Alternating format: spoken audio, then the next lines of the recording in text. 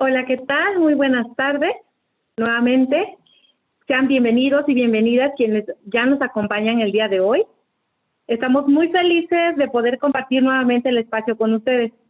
Y nuevamente, pues deseamos quienes en este momento se nos están uniendo, que desde donde nos estén acompañando, se encuentren muy bien. Y vamos a esperar 5 minutos para que se sigan uniendo más personas, tanto a la llamada que tenemos aquí en Zoom como al Facebook Live, y que estamos transmitiendo en nuestra página oficial de Proyecto Nuevo Maestro. Y en lo que comenzamos, queremos conocerles, por supuesto, nos interesa muchísimo saber desde dónde nos acompañan, cómo están, su nombre, en qué nivel se desempeñan, cuál es su rol. Y si nos lo pueden compartir a través de chat, sería maravilloso irles leyendo mientras esperamos a nuestros demás compañeros y compañeras.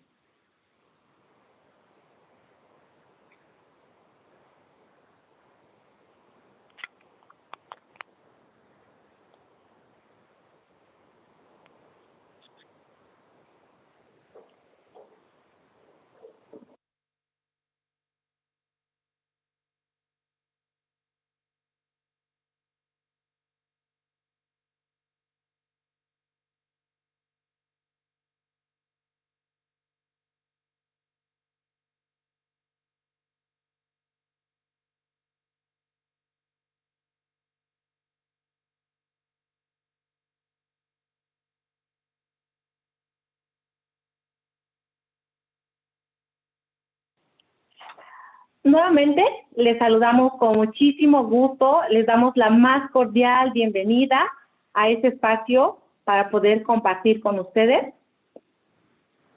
Y deseamos que quienes se nos están uniendo en estos momentos, desde donde ustedes estén, se encuentren muy bien.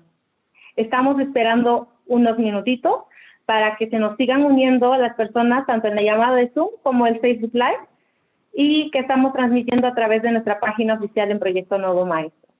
Y en lo que comenzamos, nuevamente les quiero compartir que nos encantaría saber desde dónde nos acompañan el día de hoy, cómo están, en qué nivel educativo se desempeñan, de qué ciudad, estado, país nos escuchan.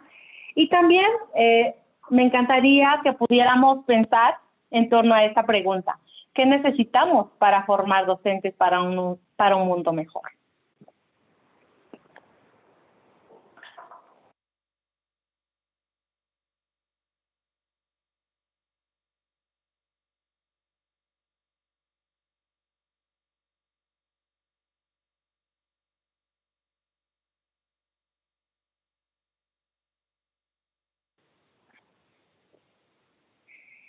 Pues muy bien, vamos a comenzar con este conversatorio.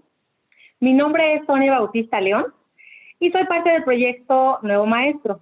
A nombre del equipo, quiero expresarles que nos sentimos muy honrados y honradas por compartir estos espacios con todas y todos, ya que las discusiones y reflexiones que se generan nos hacen repensar a la educación desde diversos ámbitos.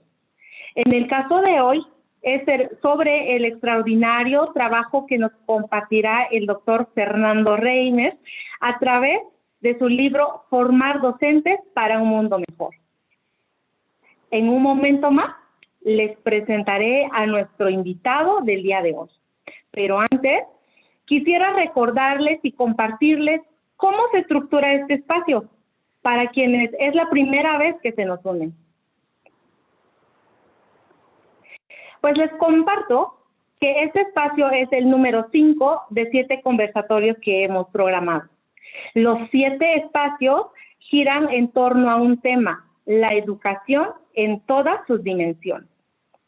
Dentro de estos espacios buscamos generar diálogo con líderes de opinión, docentes y público en general, para compartir experiencias y retos que enfrentan las comunidades educativas en esta nueva realidad, la pandemia. Este espacio lo construimos entre todas y todos. Es un espacio seguro. Sigamos respetando las opiniones y reflexionemos críticamente. Les recordamos la dinámica para poder participar.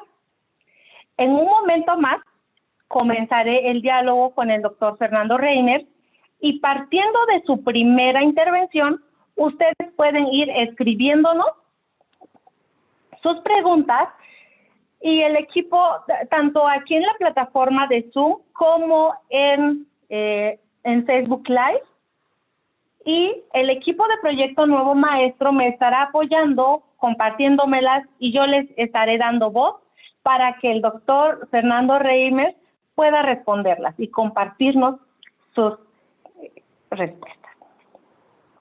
Pues sin más preámbulo, quiero compartirles cuál es el tema que nos une hoy: formar docentes para un mundo mejor.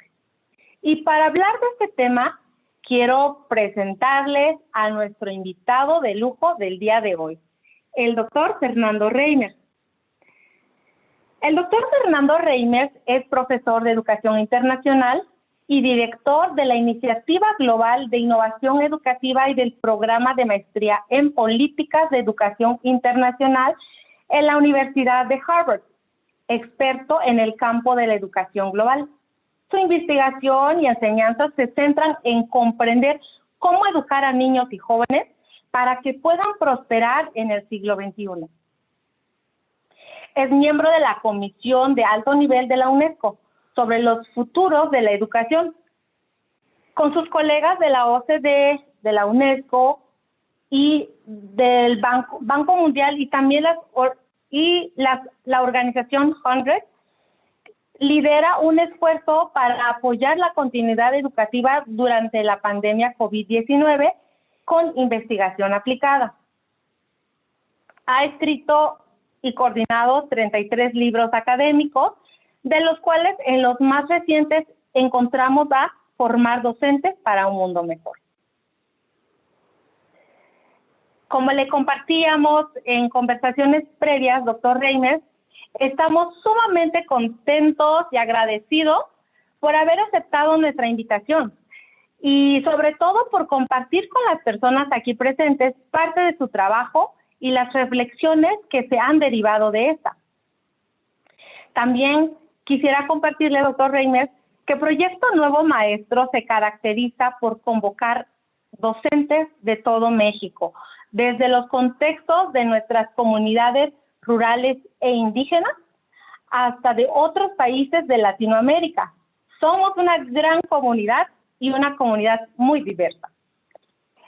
Es un gran privilegio para mí estar presente y compartir este espacio con usted y de darle voz a las preguntas de quienes nos acompañan, nuestro querido público. Admiro personalmente mucho su trabajo, lo cual me permitió cuestionarme críticamente y reconectarme con experiencias personales mientras era estudiante y profesionales actualmente. Doctor Fernando Reimers, sabemos hoy más que nunca que los contextos, las cosmovisiones, los espacios tan diversos definen nuestra vivencia en el mundo. Se conectan y se encuentran. Uno de los grandes pensamientos que nos ha enseñado el movimiento zapatista aquí en México es que debemos trabajar por un mundo donde quepan muchos mundos.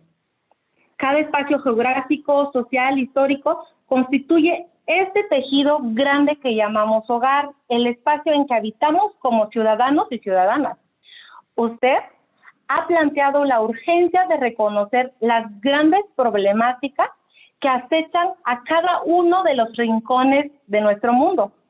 Ciertamente, compartimos retos que nos embargan, nos preocupan y nos convocan a todos los continentes por igual. Pensar, por ejemplo, en los objetivos del desarrollo sostenible dentro del sistema educativo no solo es necesario, sino urgente. El gran ejemplo es también este momento que estamos viviendo, la pandemia. Nos toca a docentes, a estudiantes, padres y madres de familia, organismos públicos y privados e instituciones en general asumir nuestro compromiso por una educación que queremos. Y desde esta perspectiva, Y para abrir el espacio de diálogo entre todas y todos los que ya nos encontramos aquí, me gustaría iniciar con la siguiente pregunta, doctor. ¿Cómo formamos docentes para un mundo mejor? Gracias a usted. ¿Me escuchan? ¿Sí? Le quería dar las gracias a usted y a todo el equipo de Proyecto Nuevo Maestro por la oportunidad de estar con ustedes, por la invitación y además quería agradecer que hayan creado esta iniciativa, porque yo creo que hay pocas cosas que son más importantes hoy en día que acompañar, dar apoyo a los profesores para que puedan hacer el difícil trabajo de preparar a estudiantes eh, para construir un mundo que sea mejor. Y una manera de hacer eso es darle a los profesores una comunidad, que sepan que no están solos, una comunidad donde puedan intercambiar ideas, donde puedan traer preguntas, donde puedan sentirse provocados. Y en cierta manera, mientras más amplia y más diversa esa comunidad, mejor, ¿verdad? Creo que una de las cosas interesantes que hemos observado todos en esta pandemia es que en la medida en que muchos hemos tenido la posibilidad de estar en comunicación a través de tecnologías como esta, con personas que no están en este contexto inmediato, eso nos da una visión pues, más completa, más interesante, más rica sobre cuáles son las necesidades del mundo y cuáles son las maneras de atender esas necesidades. Y eso es el que ustedes hayan hecho eso, hayan creado esa comunidad para los maestros de México y de otros sitios, pues tiene un gran valor. En segundo lugar, el que hayan construido una comunidad que es un espacio para tener conversaciones, para tener lo que ustedes llaman diálogos horizontales, es muy importante porque obviamente cada quien que se acerca a esta conversación trae un saber, tiene una perspectiva que compartir que es importante. Y finalmente, aprecio mucho el que el leitmotiv, la estrella que guía ese esfuerzo de ustedes sea la educación en todas las dimensiones, el reconocer la multidimensionalidad del hecho educativo, que es decir, es reconocer la multidimensionalidad del educando, de la persona que estamos tratando de educar, es especialmente importante en un mundo que está cambiando y que está cambiando rápidamente. Yo creo que a veces en educación, por la prisa de tratar de mejorar, pues reducimos los propósitos de la educación a cosas muy pequeñitas, ¿verdad? Que se pueden medir y donde no poco importantes, pero limitadas. Esta mañana estaba yo en conversación con profesores en la ciudad de Moscú. Estaban comenzando el año escolar y estaban todos muy agobiados porque el presidente de la Unión Soviética les dijo, en 10 años creo que quiero que seamos uno de los primeros 10 países en el mundo, en las comparaciones internacionales. Y la gran pregunta es, ¿qué significa ser uno de los mejores 10 países? Si eso significa que los estudiantes tengan los desempeños más altos en una medida o en dos o en tres, pues la verdad esa es una visión un poquito desconectada del momento que vivimos, ¿verdad? Que es un momento de enorme disrupción, donde este coronavirus ha golpeado la Tierra como un enorme meteorito y nos ha abierto un grandísimo agujero donde corremos el riesgo de que por ese agujero se nos vayan todos los sueños y todas las ilusiones de hacer un mundo mejor, ¿verdad? Para poner en perspectiva, se han infectado 24 millones de personas, se han muerto 822,000 personas y esto no termina. Y por supuesto, ha habido muchos efectos, además colaterales, indirectos, ¿verdad? El efecto sobre el empleo, los estimados del Banco Mundial es que en los próximos 2 años van a entrar en la pobreza 60 millones de personas, en la pobreza extrema. El hambre está creciendo en México y en otras partes del mundo, de manera que ese es el contexto en el que estamos. Y yo creo que es muy importante que ustedes y otros estén creando espacios para decir, ¿qué significa como maestro preparar a estudiantes para atender a estas urgencias, para que a la salida de esta calamidad global tengamos un mundo que sea no igual al que había antes de la pandemia, que tenía sus problemas, sino que sea mejor, ¿verdad? Que sea un mundo más incluyente, que sea un mundo donde quepamos todos, que sea un mundo donde nos relacionemos con la tierra y con otras formas de vida de una forma sustentable. Así que pues, ¿qué significa preparar maestros para un mundo mejor? Yo creo que significa, en primer lugar, invitarles a pensar en estas cosas, invitarles a abrir la ventana de la escuela y a mirar fuera, a mirar el dolor que está causando esta pandemia, mirar a la gente que sufre, mirar a la gente que está pasando hambre, mirar a la gente que perdió el empleo, mirar a la gente que no va a tener empleo por un tiempo largo porque los empleos se van a reducir. Es decir, esta es una crisis económica en donde todas las economías del mundo simultáneamente se cerraron. no tenemos una memoria reciente de esto desde la depresión económica de los años 30. La crisis de la deuda de América Latina de los años 80 fue una cosa equivalente, pero en una región pequeña del mundo, que fue contrabalanceado, digamos, ese impacto, esa depresión económica, con que otras economías les estaba yendo bien. Eso no está ocurriendo en este momento. Entonces, para volver a su pregunta, ¿qué significa preparar a maestros para que eduquen a sus alumnos para un mundo mejor? Primero, invitarles a abrir la ventana y preguntarse qué está pasando en el mundo y dado lo que está pasando en el mundo, ¿qué es lo mejor que yo puedo hacer para mis alumnos? Y lo mejor que yo puedo hacer para mis alumnos es ayudarles a desarrollar las capacidades que les permitan hacer un mundo mejor. Y de esas capacidades yo creo que hay dos que son básicas: la solidaridad y la compasión por los demás, ¿no? Es decir, las primeras dos capacidades son capacidades éticas, son que a todos nos importe ese sufrimiento, que a todos nos importe la persona que perdió una madre o que perdió una padre por COVID, la persona que está pasando hambre. Y lo segundo, importándonos que tengamos las capacidades para ser solidarios de forma efectiva, decir, bueno, ¿y ahora qué hago yo? ¿Qué hago yo para construir un mundo que sea mejor? Y eso requiere un espectro de capacidades, como lo dice esa estrella que los guíe a ustedes, la educación multidimensional. Requiere capacidades cognitivas, requiere poder pensar de forma profunda. Yo veo las noticias y me aterra encontrar muchachos universitarios que son desde el punto de vista educativo muy privilegiados, pues haciendo tonterías, comportándose de una manera donde ponen a riesgo su propia vida y las de los demás, ¿verdad? Y pregunto, ¿qué no les enseñaron sus maestros a estos muchachos? Que no son capaces de entender el mecanismo por el cual se transmite un virus, que no son capaces de preguntarse, ¿y a quién le puedo yo hacer daño si me voy de parranda y me voy a un sitio cuando me están diciendo que si me meto en un sitio cerrado, en un bar o donde sea, me voy a infectar y voy a contagiar a todo el mundo? Entonces, capacidades de pensar de forma profunda, capacidades de innovar, capacidades creativas, capacidad de fijarse metas propias, de aprender por cuenta propia, flexibilidad para reinventarse. A todos nos va a tocar mucha flexibilidad. Nos ha tocado, ¿verdad? Estos 5 meses nos han dado prácticas, capacidades para colaborar con los demás, capacidades para resolver diferencias, es decir, todo el espectro de las capacidades que nos hacen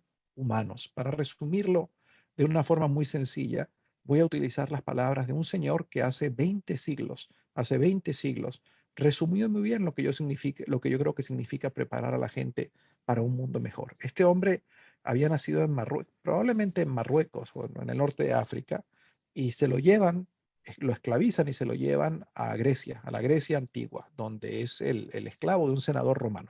Este hombre es un hombre tan talentoso y este senador se avergüenza de estarle haciendo a este hombre tan talentoso, le da su libertad y él se convierte en un escritor de obras de teatro, que es lo que hace la gente en la Grecia antigua para hacer que la gente piensa. Y en una de esas obras, él dice, uno de sus personajes dice, ser humano es poder vivir sin que nada humano nos sea ajeno.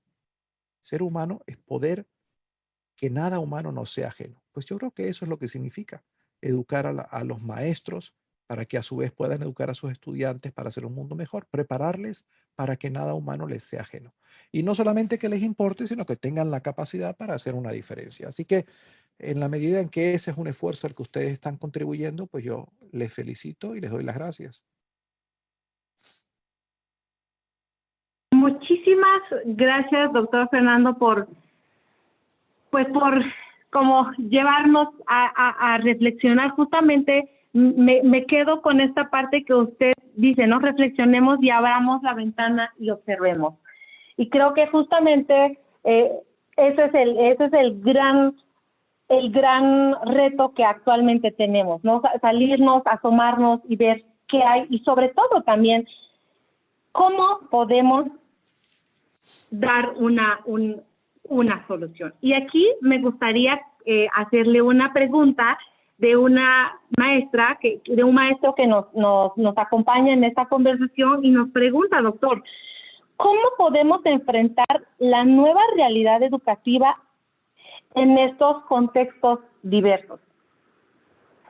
Si se refiere a la nueva realidad creada en este instante por la pandemia, pues la respuesta va a depender de dónde esté usted, porque la verdad es que esta realidad educativa no está afectando a todos de forma homogénea.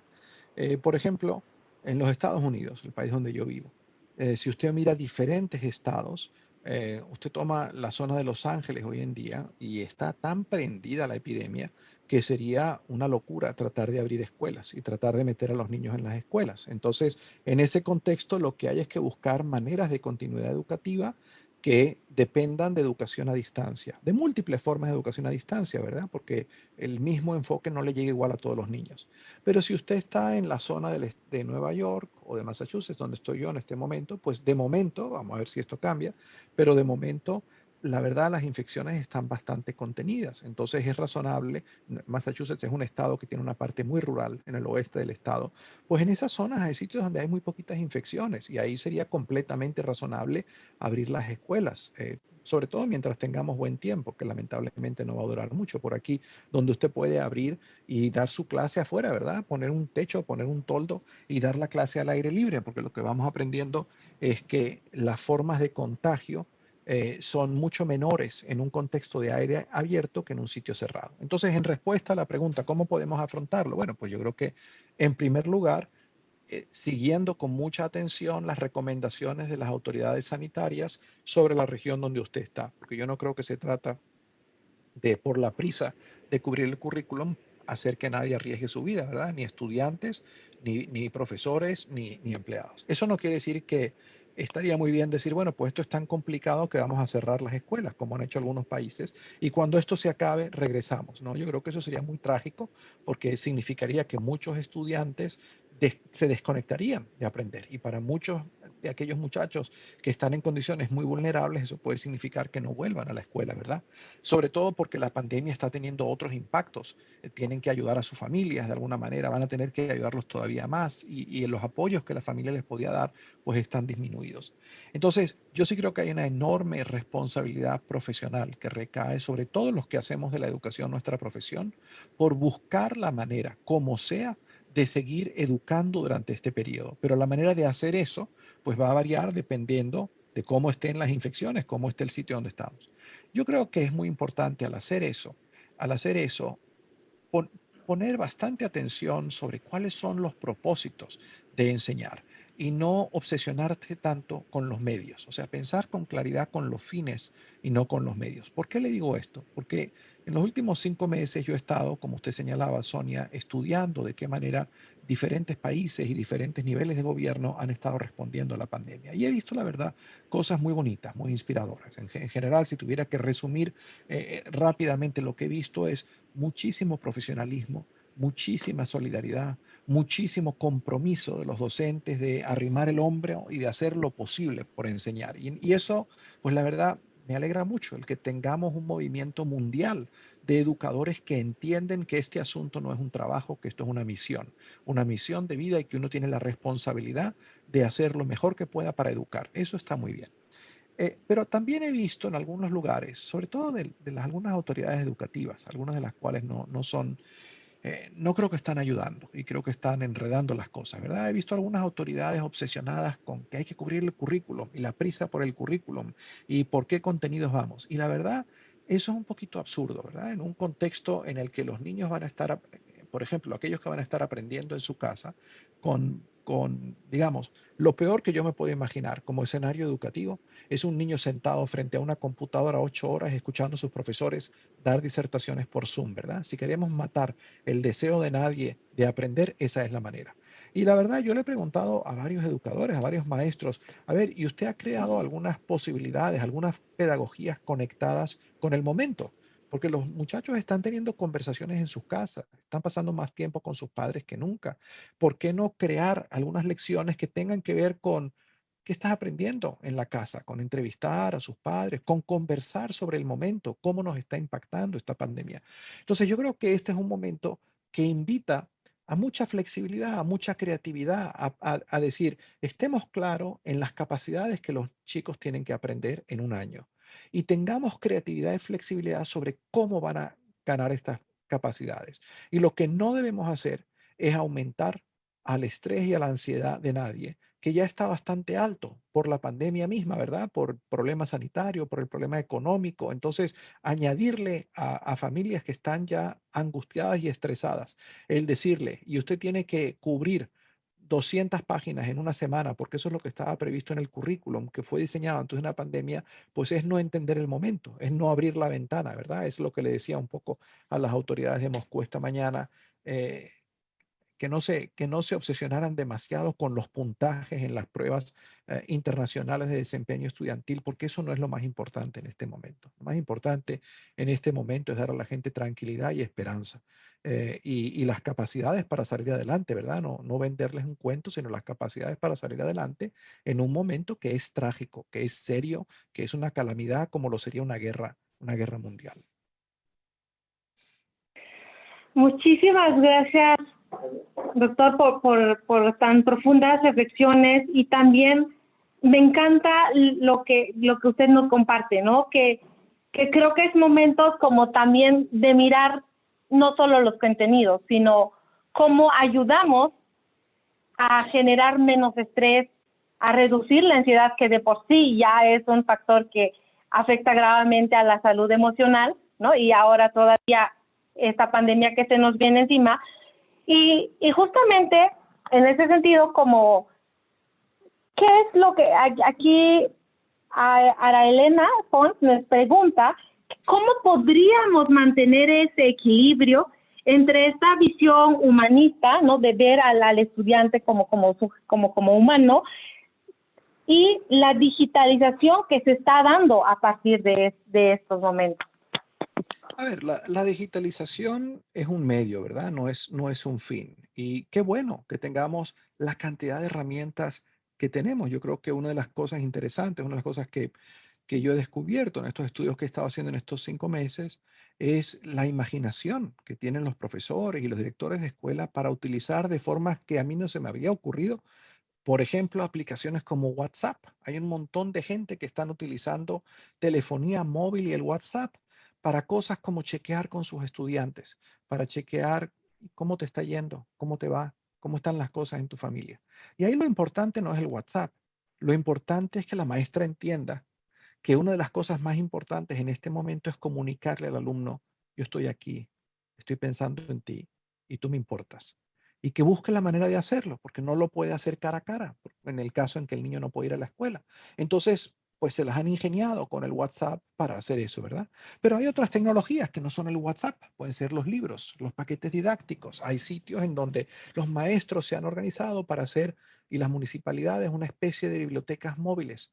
El libro es una tecnología, pues, que tiene ya ciertos años y que sigue siendo maravillosa. O sea, la posibilidad de entrar en conversación con un libro y de conversar con otros sobre el libro es magnífico. Y la realidad, qué bueno ustedes en México que tienen este programa nacional de libros de texto, una cosa tan maravillosa. No todos los países tienen una cosa parecida. Entonces, yo en este momento, dentro de ese ejercicio de imaginación, pensaría cómo se podrían utilizar los libros de texto. Primero, asegurar que los niños los tengan en la casa, y cómo les damos un uso al libro de texto que invite, que desarrolle la curiosidad, la creatividad del niño, que invite a toda la familia en meterse a leer lo que está en el libro y a conversarlo con otras familias, a conversarlo con otros. México tuvo un programa maravilloso, no sé cómo andará ahorita, hace unos 15 años, que era el Programa Nacional de Lectura, un programa bellísimo en donde todos los años a cada aula de cada una de las escuelas de la República Mexicana le llegaban, creo que eran 20, 25 títulos nuevos, de literatura diversa, ¿verdad? De ficción, de no ficción, un programa bellísimo. Pues este es un momento, era un programa además muy económico, porque el costo de cada uno de estos libros en aquel momento a pesos del 2006 era como 18 pesos por niño, una cosa así. Pues este es un momento de reactivar un programa de ese tipo, de asegurar que en las casas también hay materiales para leer de todo tipo, no solamente libros de texto, cosas interesantes. Entonces, se me olvidó ya cuál era la pregunta que usted me había hecho, pero a lo que iba es que yo creo que hay que buscar, la digitalización. Yo no creo que la digitalización es ni un fin en sí mismo, ni un coco, ni una panacea. Es una herramienta más, como lo es un libro, como lo es el GIS, como son los lápices, y qué bueno que tengamos todas las herramientas que ya existen de digitalización. Qué bueno, pues aprovechémoslas y pensemos hay que pensar en estrategias que descansen en muchos medios, porque mi impresión es que en este momento no hay un solo medio, ni que le llegue a todos, ni que sirve para todos los propósitos, para esta idea que tienen ustedes en Proyecto Nuevo Maestro de educar de educar en todas sus dimensiones. No todas las herramientas que tenemos sirven para esto, ¿verdad? Entonces, bueno, utilicemos algunas. Ustedes tienen en México, hay materiales tan valiosos que se han elaborado en las décadas pasadas en México, que este es un momento de redescubrirlos, ¿verdad? Creo que era el Fondo de Cultura Económica. Había producido unas colecciones lindísimas de juegos tradicionales mexicanos. Y eran unos libros que curaban esos juegos tradicionales, que los identificaban, los explicaban. Qué bueno sería en este momento que las televisoras educativas le recordasen a todas las familias todos estos juegos que son parte de la riquísima cultura mexicana, en toda su diversidad, ¿verdad? Y que pusieran a las familias a jugar esos diferentes juegos. Hay muchas cosas que se pueden aprender y que conectaran la tarea de la escuela con esta tarea. Es muy importante como parte de asegurar el bienestar de los niños y de las familias, darles tiempo a la gente también para jugar, ¿no? Por eso decía, lo peor que yo puedo imaginarme que alguien haría es inventar una forma de enseñar donde hay que enchufar al niño o a la niña a una computadora 8 horas a escuchar rollos de los profesores, ¿verdad? Eso sería lo último que habría que hacer. Hay algunas cosas buenas que se pueden hacer de esa manera, pero ni debe ser lo único, ni todo el tiempo, ni eso es apropiado para todas las cosas que los niños tienen que aprender.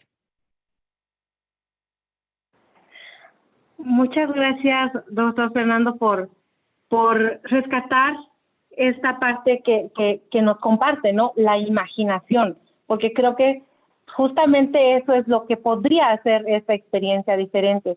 Y en ese sentido, me gustaría muchísimo seguir la conversación con la siguiente pregunta, que tiene que ver justamente con estos retos que se pueden visibilizar o estas necesidades que debemos de atender en nuestros y nuestras docentes en estos tiempos, en este caso de pandemia COVID. ¿Cuáles serían estas necesidades o retos que podríamos, o desde su experiencia, empezar a trabajar? Yo creo que hay como tres grandes urgencias en las que hay que pensar. En primer lugar, esta pandemia está afectando el bienestar físico y psicológico de los niños, de sus familias y de los profesores. Es decir, en la medida en que todo el mundo está asustado porque sabe los muertos que se están acumulando en las puertas de los hospitales, porque sabe los hospitales que le están negando atención a la gente porque piensan que tienen COVID, porque están viendo los muertos acumulándose en los camiones fuera de la morgue. Pues esa es una situación que angustia a cualquiera. Todos sabemos que podemos perder la vida o que esto nos puede tocar a un familiar cercano. Y yo creo que hay que reconocer esa realidad porque no es fácil para nadie llevar una angustia de ese tipo sobre un periodo sostenido, sobre un periodo largo. Esto no fue un terremoto, con lo trágico que es un terremoto y con el dolor y el dolor que causa, pues un terremoto ocurre y a lo mejor ocurre uno después y después uno espera, ojalá que pase mucho tiempo hasta que vuelva otro, ¿verdad? O una erupción de un volcán. Esto es una cosa que se va a extender meses, meses. Entonces hay que ver lo que es poner al ser humano en ese estrés, a plantearse todos los días cuando se levanta y el próximo seré yo o quién de mi familia le va a tocar eso. Entonces, yo creo que hay que crear, por eso decía yo que lo más importante que todos podemos hacer en este momento es sembrar paz y esperanza y tranquilidad, tranquilizar a la gente.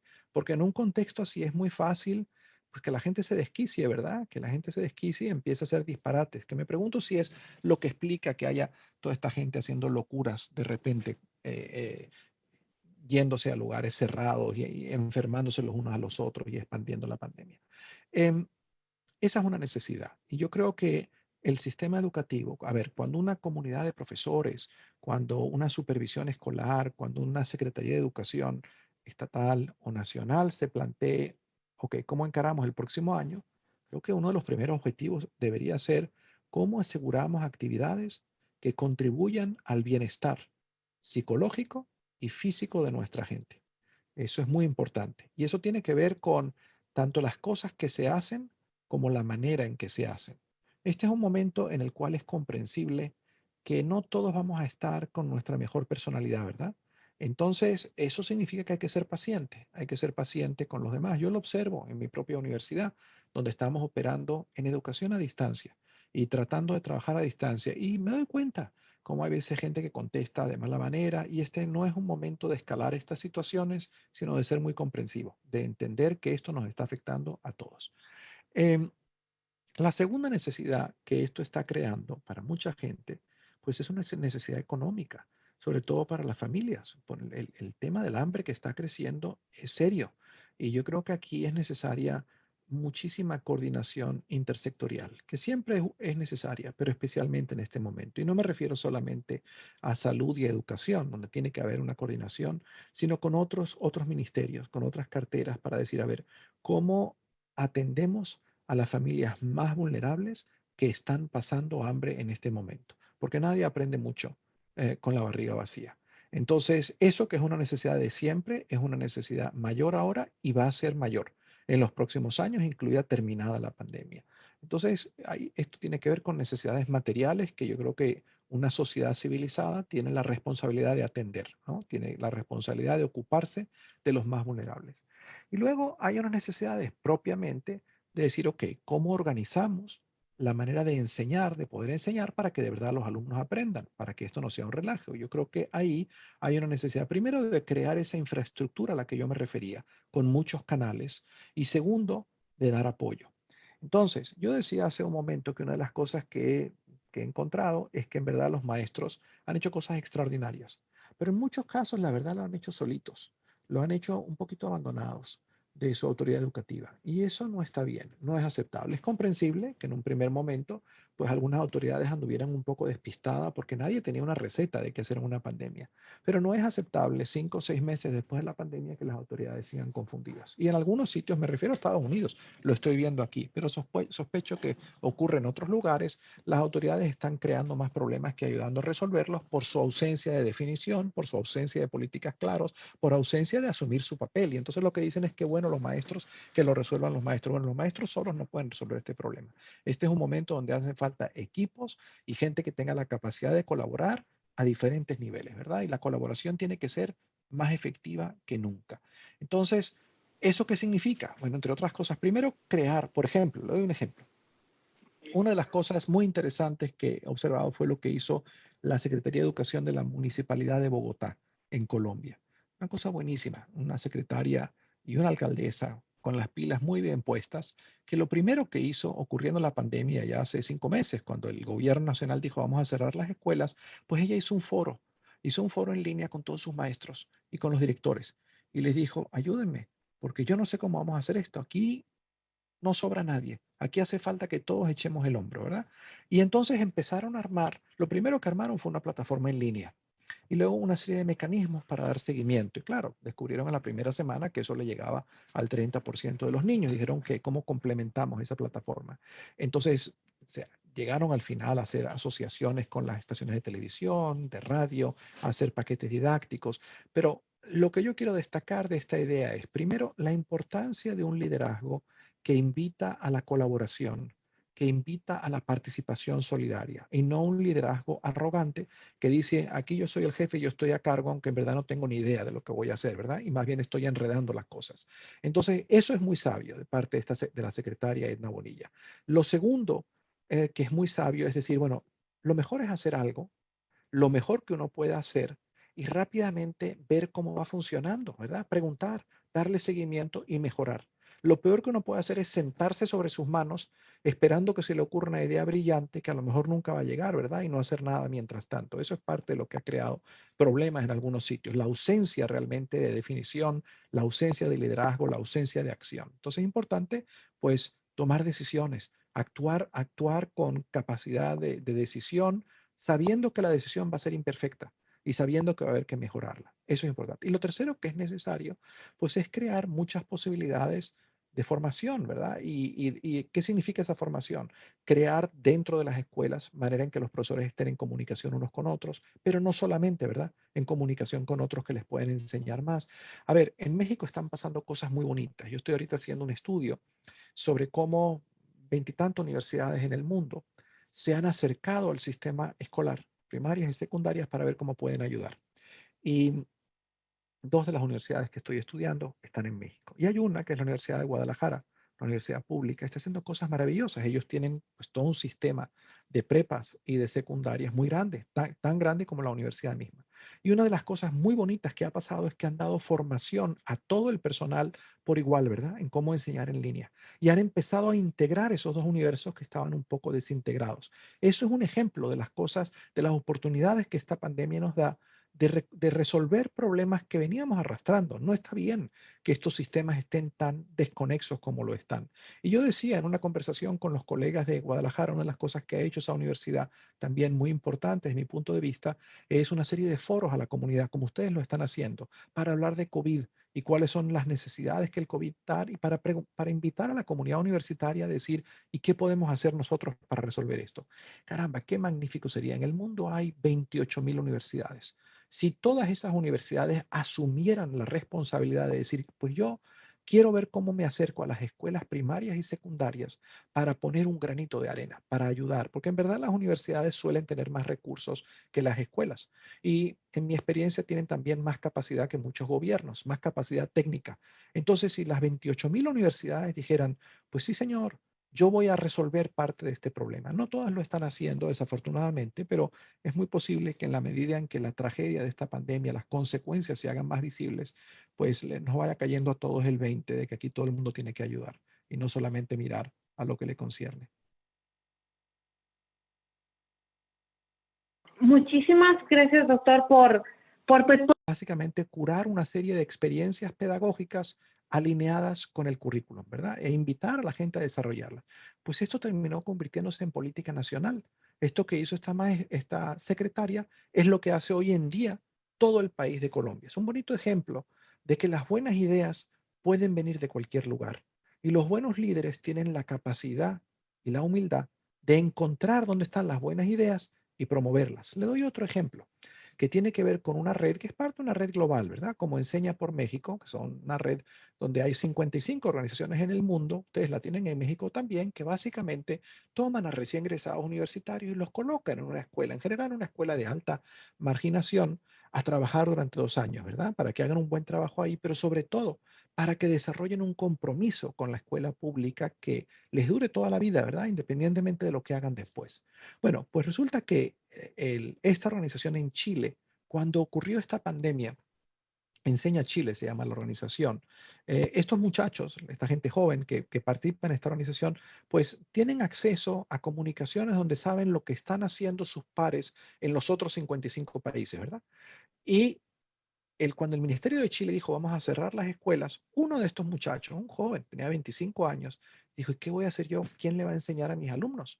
Esto no es problema del gobierno, esto es problema mío, esto es responsabilidad mía. ¿Quién le va a enseñar a mis alumnos?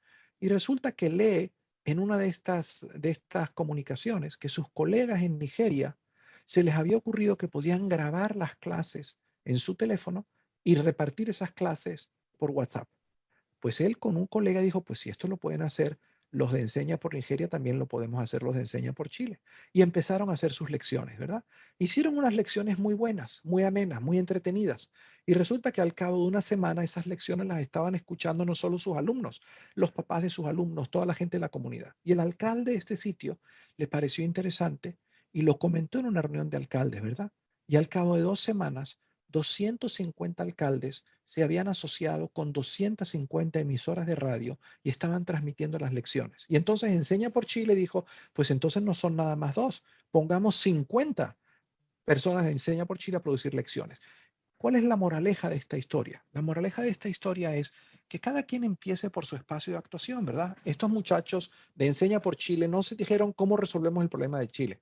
Dijeron cómo resolvemos el problema de nuestros alumnos. Esa es nuestra responsabilidad. Y lo hicieron muy bien. Y porque están interconectados en una red y tienen un líder que tiene la inteligencia de reconocer que las buenas ideas pueden venir de cualquier lado, este líder los apoyó y lo promovió. Y los otros 250 alcaldes que también tienen la inteligencia y la humildad de entender que las buenas ideas pueden venir de cualquier lado, dijeron, esto hay que promoverlo. Pues yo creo que así es como vamos a estimular la creatividad que necesitamos para que esta pandemia nos lleve a un renacimiento de la educación y de la sociedad, para hacer de esta pandemia un momento no solamente para prevenir los enormes costos que está teniendo, o para mitigarlos, sino para resolver problemas que hemos debido resolver hace un tiempo y que no habíamos resuelto. Yo creo que esta pandemia es un momento, en verdad, de pensar de otra manera, de gestionar el sistema educativo de otra manera. Y ojalá que las autoridades educativas, desde los directores hasta los secretarios de educación, tengan la inteligencia para liderar como hace falta. Y si no, por lo menos para quitarse de en medio, para no ser parte del problema.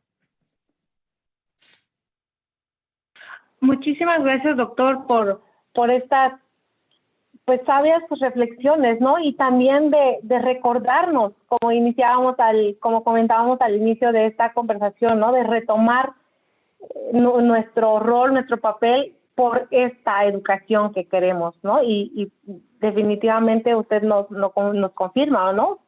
Parte desde cómo hago yo con lo que me toca por lo pronto y entonces cómo eso puede llegar.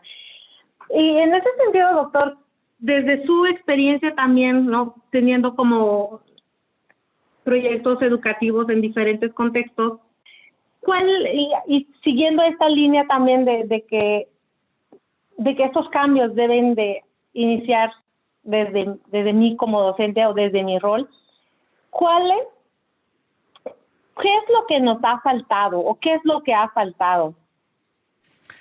Es una pregunta difícil, ¿no? Porque en el mundo tenemos 7.5 mil millones de habitantes, 1.200 millones de estudiantes y 60 millones de maestros, más o menos, algo así. Entonces, es como un mundo muy grande para hablar de una sola cosa que nos ha faltado. Yo creo que más bien yo querría ver la pregunta al revés. Yo creo que lo que a mí me ha sorprendido muy gratamente es ver lo mucho que la gente ha hecho, es ver las muchas cosas buenas que están ocurriendo.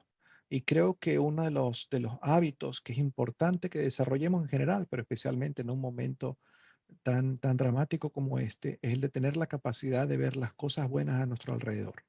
Porque a pesar de todo el dolor que esta tragedia está causando, a pesar de su impacto, hay gente todos los días haciendo cosas buenas. Hay gente que se levanta y se pregunta, ¿cómo puedo yo, desde mi espacio de actuación, mitigar el sufrimiento humano que esto está creciendo? Yo creo que el reconocer eso, como hizo el alcalde de Chile, ¿verdad? Que reconoció lo que hicieron estos dos jóvenes de Enseña por Chile y se lo contó a los otros 249. Cuando uno reconoce eso, no solamente tiene la capacidad de ser mejor líder, sino que en verdad puede contribuir a propagar. Hay un efecto muy poderoso de ver las cosas buenas. Le voy a dar un ejemplo. Cuando comenzó, no cuando comenzó esta pandemia, que empezó en verdad en enero, sino cuando el secretario general de la Organización Mundial de la Salud el 11 de marzo dijo, esto es una pandemia. Yo trabajo muy de cerca con colegas en la Escuela de Salud Pública en un programa para formar ministros de educación y de salud y de finanzas y tal. Y tenía previsto precisamente un viaje a México alrededor de esa época. Coincidía con el periodo de vacaciones nuestro de la primavera.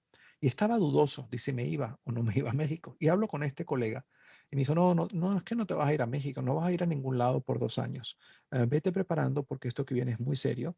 No hay una solución. Yo no espero que haya una solución en 12 a 18 meses si tenemos mucha suerte. Cuando yo escuché a este hombre, por quien tengo un gran respeto, un epidemiólogo, dije, wow, el impacto en el sistema educativo va a ser tremendo, porque no hemos vivido una cosa así a nivel global desde 1918, cuando hubo la pandemia, la gripe española, pero en el 1918 solamente el 30% de los niños iban a la escuela, o sea que el tema tenía otras dimensiones y creo que éramos 1.000 millones de habitantes en vez de ser 7.500 millones de habitantes, una cosa así, o sea que el problema tenía otras dimensiones. Entonces, en ese momento dije, bueno, ¿y qué puedo hacer yo? O sea, me hice la pregunta de qué puedo hacer yo en mi espacio de actuación para tratar de contribuir a mitigar el obvio sufrimiento humano. Y como mi tema es el de la educación, ¿qué puedo hacer yo para que no haya mucha pérdida educativa? Entonces me acerqué a varios colegas en varias organizaciones internacionales, ¿qué podemos hacer juntos? Y me contestó inmediatamente el director de educación de la OCDE y me dijo, pero en 20 minutos me contestó un correo, me dijo, lo que tú quieras, ¿qué se te ocurre? Le dije, la verdad no tengo muy claro, pero creo que lo primero que podríamos hacer es una encuesta y preguntarle a la gente qué planes tienen y cómo piensan que esto les va a impactar y qué necesidades tienen que no saben cómo resolver. Y eso hicimos, desarrollamos una encuestica rápida, la administramos en una semana, analizamos los datos en una semana, los analicé yo y eso, la verdad, me dejó muy preocupado, porque en marzo nadie tenía planes y lo que anticipaban era una enorme pérdida educativa y un enorme aumento de las desigualdades. Y empecé a conversar en foros como este, ¿verdad? Utilizando estas tecnologías. Hicimos uno en México con varios socios donde tuvimos más de 3.000 personas que vinieron a la conversación y aprenden mucho de esas conversaciones discutiendo estos resultados. Y a medida que tenía conversaciones sobre esta encuesta, dije, esto no es demasiado útil, porque de lo único que estoy hablando es del problema, es de la crisis, de la tragedia. Y aquí de lo que hay es que empezar a hablar es de cuáles son las soluciones. Entonces le dije a mi colega Andrea Schleicher, le dije, oye, ¿por qué no balanceamos esto que estamos haciendo? Que es importante, obviamente hay que dimensionar la crisis, pero uno no puede solo hablar de crisis porque al final la gente termina entonces metiéndose debajo de su cama diciendo aquí se está cayendo el cielo, ¿no? Dije, ¿por qué no empezamos a mirar quién está haciendo cosas buenas en el medio de la crisis? Y empezamos a hacer una cosa muy simple, a identificar esfuerzos como el de estos jóvenes de Enseña por Chile y otros, y a documentarlos, ¿verdad? Hacer investigación muy rápida, o sea, una cosa de 3, 4 semanas, y hacer unos pequeños casos y a difundirlos. Es decir, poner en la práctica esto que yo le decía a Sonia, mirar las cosas buenas, estudiar las cosas buenas y contarle a los demás. Y el impacto de eso fue magnífico, con el yin y el yang, ¿verdad? De ver las cosas que no funcionan y ver las cosas buenas y contárselo a otro, porque cuando uno le pone una luz a una cosa buena, la extiende, ¿verdad? La extiende, le recuerda a la gente lo que es posible. Y yo creo que esa es una de las cosas que a lo mejor podríamos estar haciendo todos más, dándonos el tiempo de mirar dónde están pasando cosas buenas y de contar, de propagar eso, porque yo creo que eso es lo que nos va a dar la imaginación, la esperanza para encontrar un camino, ¿no? Muchas gracias, doctor. Y me encanta que reflexionemos justamente pues desde nuestro yo, ¿no? Desde un punto personal y no esperar también de que alguien nos dé la luz, porque estamos en diferentes contextos, ¿no? Y bien lo comentaba usted, en este caso, Proyecto Nuevo Maestro trabaja en diversas comunidades y cada uno de estos contextos tienen sus propias diferencias, sus propias necesidades. Correcto. Y en ese sentido, me gustaría hacerle la siguiente pregunta, es, ¿qué importancia tiene la formación docente ante esos tiempos, en este Ah, caso de pandemia? pues toda la importancia del mundo, Sonia. Yo creo que, a ver, la diferencia entre una maestra que tenga la capacidad de ver una crisis como esta y sin embargo diga, no, si se puede, sí puedo y sí me toca y estas son las cosas que voy a hacer. Frente a una maestra que diga, qué cosa más tragedia, esto no hay por dónde entrarle, aquí comenzó el fin del mundo y ni siquiera trate. La diferencia entre lo uno y lo otro es la formación. Por formación quiero decir el que una persona tenga una comunidad, tenga una posibilidad de estar en conversación con otro, de ser inspirado por otro, de otro que le haga preguntas, que le haga pensar, que le diga, yo te escucho y por qué te sientes tan desesperanzada, de dónde viene eso, y que al hacer la pregunta en ese diálogo, ahí está la esperanza. Porque yo creo que la solución en el fondo está dentro de cada uno de nosotros. Y la tarea de la educación, como siempre, es sacar lo que está dentro. Y eso se hace en una conversación, se hace en un diálogo. Ese es el diálogo pedagógico. Y yo creo que eso es el potencial de esfuerzos como este que ustedes están haciendo. El de darle a cada maestro la posibilidad, ojalá que participen muchos más, ¿verdad? La posibilidad de estar en conversación con otros que le hagan pensar y que le permitan sacar lo que está ahí, que es el potencial de ser la solución a este problema y a otros que vienen. Claro, como usted decía, los problemas pues, son locales, son específicos y las soluciones también lo son. Y la gente que está ahí es la que tiene la capacidad, pero a lo mejor no tienen la capacidad solo. A lo mejor lo que necesitan es esa compañía, es ese acompañamiento, es esa comunidad de otro que le haga preguntas y le haga pensar otra vez y preguntarse, ¿y por qué estoy tan desesperanzado? ¿Por qué pienso que no hay un camino? ¿No? Y entonces cuando ve lo que hizo el compañero en su mismo contexto o en un contexto parecido en otro lado, se dice lo que pasó con los muchachos de Enseña Chile, que estaban en una red. A ver, piense usted, ¿dónde está la magia de Enseña por? Pues la magia es muy simple. Es involucrar a gente comprometida, eso es muy importante. Y en segundo lugar, darles una comunidad. y que esa comunidad sea lo más diversa posible. Entonces aquí tiene usted unos muchachos que piensan yo puedo aprender algo del de Nigeria y puedo aprender algo del de Alemania y puedo aprender algo del de Brasil. Pues mientras más diversa, mejor, ¿verdad? Hubo otra pandemia en el siglo XIV, 1300, la peste bubónica. Pandemia horrible que llegó a Europa y en 2 años se llevó un tercio de la población italiana. Una cosa espantosa. Imagínense, un tercio de la población de un país. Pero produjo muchos descalabros, no solo sanitarios, en todas las instituciones sociales. Pero una de las cosas que produjo es que al cabo de varias décadas, 3, 4 décadas, resulta que en la ciudad de Florencia, la gente empezó a interesarse en otras cosas. O sea, el mundo estaba demasiado enredado como resultado de esa pandemia y había ahí una familia de banqueros, básicamente, que habían sido antes comerciantes de telas y los Medici. Y los Medici dijeron, mira, ¿para qué vamos a hacer lo que está haciendo todo el mundo? Que es gastarse la plata que tiene y la que no tiene en unos ejércitos para pelear unas ciudades con otras, todos en la bancarrota, todos endeudados, hasta el papado estaba endeudado con toda la plata que se gastaba en diferentes cosas. Y esto dijeron, no, no, vamos a invertir en paz más bien, vamos a invertir en arte y en ciencia, que todavía no existía la ciencia como la entendemos, ¿verdad? Y entonces esta gente empieza en esta ciudad pequeñita a atraer a gente como Leonardo da Vinci, como Donatello, como Rafael, como Miguel Ángel, como Maquiavelo. Y resulta que en esta ciudad pequeña usted concentra a gente que tienen todas ideas diferentes, y unos se animan a otros. Eso fue, y entonces hay quienes han caracterizado esto que ocurrió en Florencia como el efecto Medici. El efecto Medici porque la familia Medici fue la que lo hizo, fueron los patrones de las artes. ¿Y en qué consiste el efecto Medici? Que usted agarra y concentra gente diversa y permite que se estimulen unos a otros y de ahí salga la creatividad.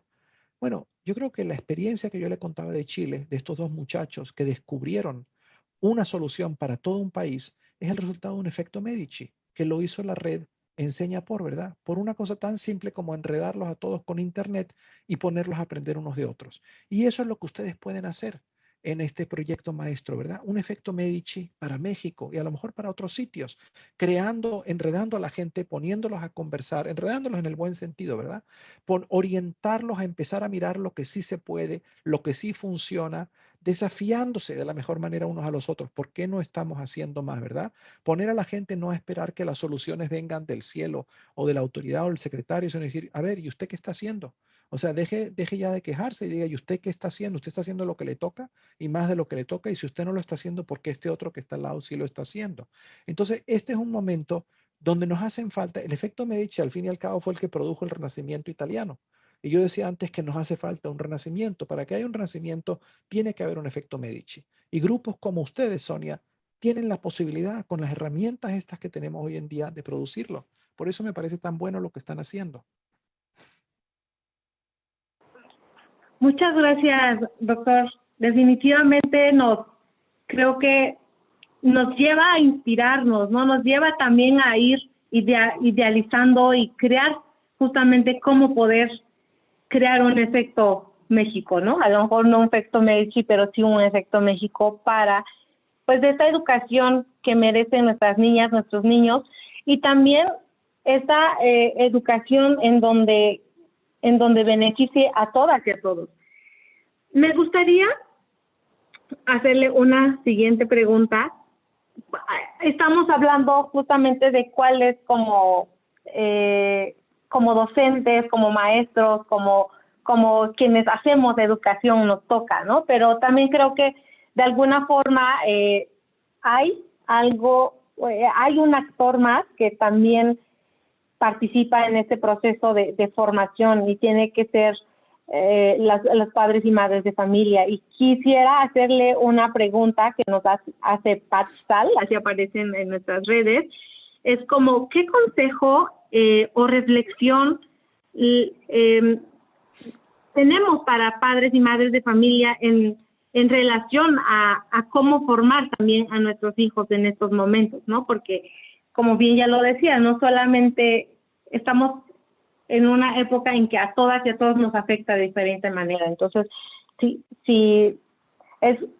¿qué consejo o reflexión tenemos para padres y madres de familia?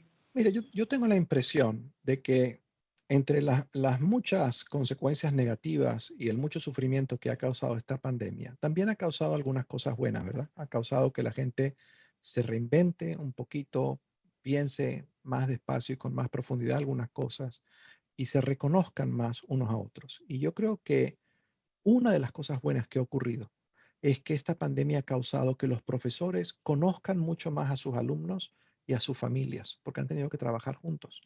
Y al mismo tiempo que las familias conozcan mucho mejor a los maestros y el trabajo que hacen. Y sobre la base de de reconocerse y conocerse más y valorarse más, solo pueden ocurrir cosas buenas. Ojalá que esto no se pierda cuando se acabe la pandemia esta, sino que sobre esa relación fuerte de respeto mutuo, de colaboración, pues construyamos la educación que hace falta para dar esta educación multidimensional. Ahora, ¿qué significa respetar?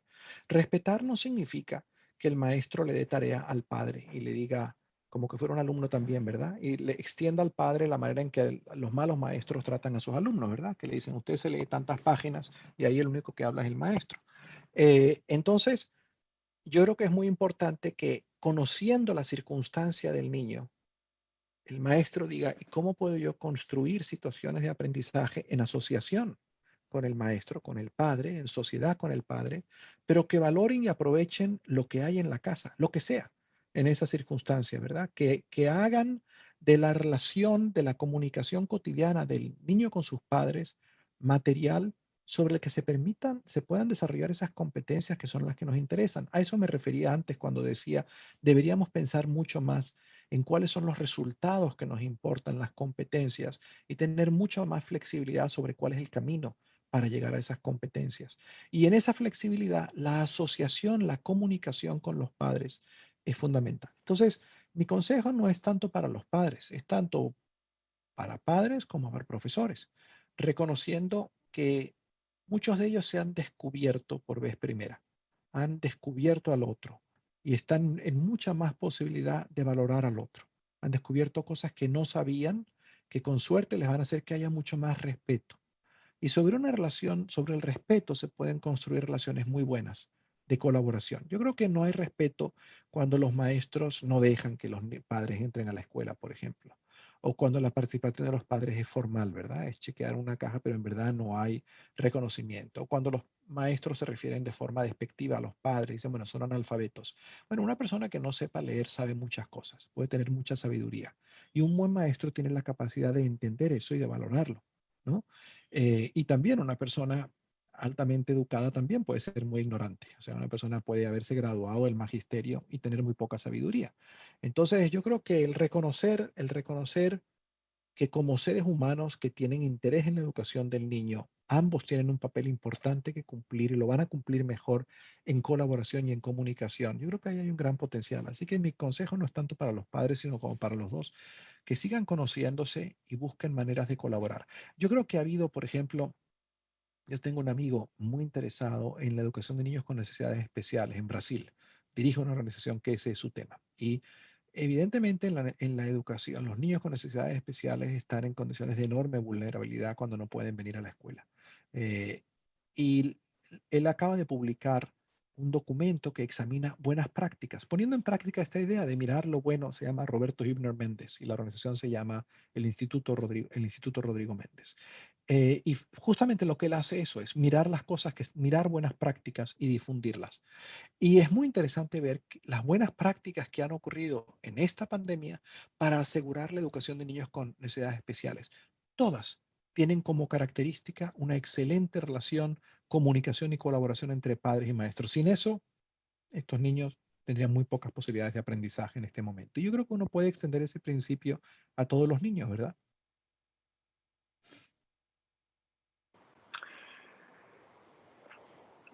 Muchísimas gracias por, pues, por invitarnos como a este recorrido, ¿no? No solamente histórico, sino también este recorrido en diferentes propuestas y proyectos educativos, en este recorrido personal también, ¿no? De reconocerme como desde el rol en el que me encuentro y también saber qué me toca hacer, ¿no? Y si no, recordarme qué me toca hacer. Vamos a hacer una última pregunta, doctor, y me gustaría darle voz a una pregunta de Jos Mendoza que nos dice, ¿cuál sería su definición de escuela después de esta experiencia? Yo no tengo claro cuál va a ser el después de esta experiencia. Si le hablo con completa honestidad, creo que nos vienen desafíos muy grandes después de esta experiencia, que tienen que ver sobre todo con desafíos económicos, con, con una gran disminución en las capacidades de las economías y con grandes aumentos en las desigualdades. Y en ese contexto, me cuesta un poco en este momento hacer un ejercicio grande de imaginación de esa escuela del Renacimiento que yo creo que es necesario y por el que estoy trabajando, buscándolo, pero con el reconocimiento real de que esto es muy serio, donde estamos metidos. O sea, esto es una verdadera calamidad, como que estuviéramos en el medio de una guerra mundial. Entonces, claro, yo le podría decir, pues mire, yo creo que la escuela tiene que ser una escuela abierta, una escuela donde hay mucha interrelación entre la escuela y la comunidad alrededor de la escuela, en donde todos participan, ¿verdad? La idea de la ciudad educativa. Eso suena bien y a lo mejor esta pandemia nos está llevando a explorar maneras de hacer esto. Pero ¿cómo me imagino yo en concreto a la salida de esa pandemia, eso digamos, el primer año después de la pandemia o el segundo año?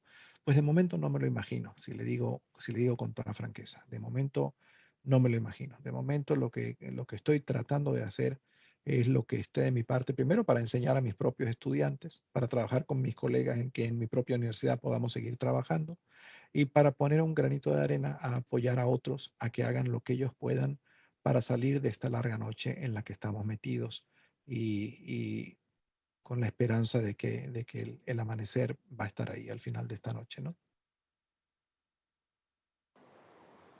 Sí, vamos a esperar el amanecer, doctor. Definitivamente. Y estamos ya llegando al tiempo límite de esta hora de conversación, de compartir, de dar respuestas y también recibir preguntas de nuestro público, doctor. Y me gustaría que pudiera compartirnos un mensaje final pues a todas las personas de México y de Latinoamérica que nos acompañan el día de hoy en torno a todo lo que hemos hablado, ¿no? Y también a las preguntas que hemos tenido. Mire, el mensaje final que le voy a dar es valorar las cosas sencillas en este momento y la importancia de que todos y cada uno de nosotros, cuando nos preguntemos, ¿y yo qué puedo hacer? No pensemos en diseñar el equivalente de enviar una nave al espacio para resolver este problema. Seguramente la solución a este problema tan complejo, tan grande, no la tiene ninguna persona, ninguna institución. La solución va a estar en que todos y cada uno de nosotros, desde nuestro propio espacio, hagamos lo que podemos hacer. Es como si, estando en el medio de una larga noche, ¿verdad? En el medio de la selva lacandona, sin luz, sin saber ni cuándo va a estar el amanecer, ni hacia dónde caminamos, lo mejor que pudiéramos hacer es caminar juntos y que cada quien pusiera una velita y que juntas todas esas velitas nos vayan enseñando el camino. El camino hay que hacerlo, no está ahí para nosotros.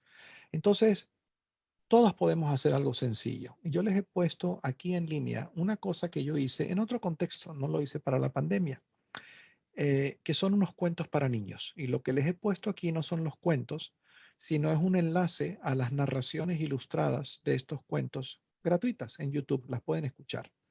Cuando yo escribí estos cuentos, mi propósito era promover conversaciones entre generaciones, entre abuelas y sus nietos, abuelos y sus nietos, pensando que una de las cosas que necesitamos, esto lo hice hace 2 años, antes de la pandemia, son más oportunidades para ir más despacio, para no ir con tanta prisa y para valorar las cosas que tenemos ahí delante de nosotros, ¿verdad? ¿Cuántos niños tienen a su abuela y no saben el valor de su abuela? No saben el valor, no saben todo lo que pueden aprender de una conversación con su abuela. Y entonces lo que yo hice con estos cuentos fue contar unas historias muy sencillas de unos animales y al final de los cuentos había una serie de preguntas. Y mi esperanza era que estos cuentos iban a animar conversaciones entre abuelos y sus nietos. También pueden ser padres, pueden ser tíos, pero yo me imaginaba abuelos. Cuando ocurrió la pandemia, agarré todas estas narraciones y las puse en YouTube.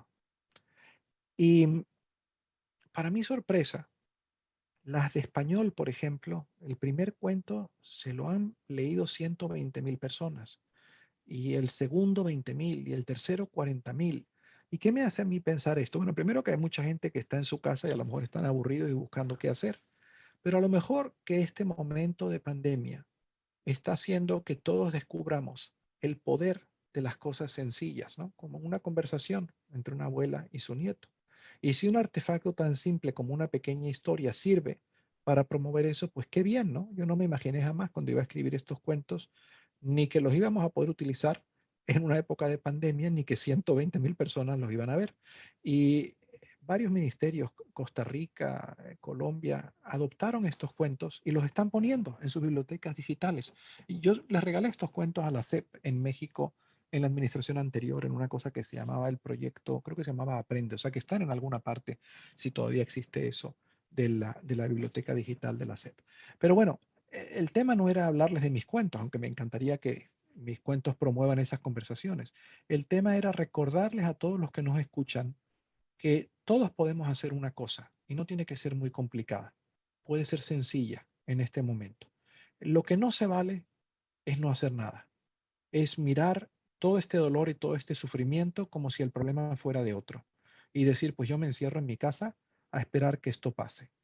Sí, porque si hacemos eso, en verdad el mundo va a ser muy complicado saliendo de esta pandemia. Así que yo creo que este es un momento donde lo que hace falta es cultivar solidaridad y compasión y sembrar tranquilidad y esperanza en la gente. Y yo creo que eso es lo que ustedes están haciendo, y yo espero que esta conversación pues estimule otras conversaciones. Estaba leyendo yo en el chat un profesor que decía, yo quiero tener esta conversación con mis profesores, denme el enlace. Magnífico, ojalá que las personas que nos están escuchando, cada uno dijera, no, me gustó la charla, no me gustó la charla. ¿Qué voy a hacer yo? ¿Qué voy a hacer yo? A ver, hoy es jueves, mañana viernes. Pues mañana viernes yo hago mi conversación de 1 hora con mis profesores y le pregunto a cada uno, hago lo que hizo la secretaria de Educación de Bogotá, ¿verdad?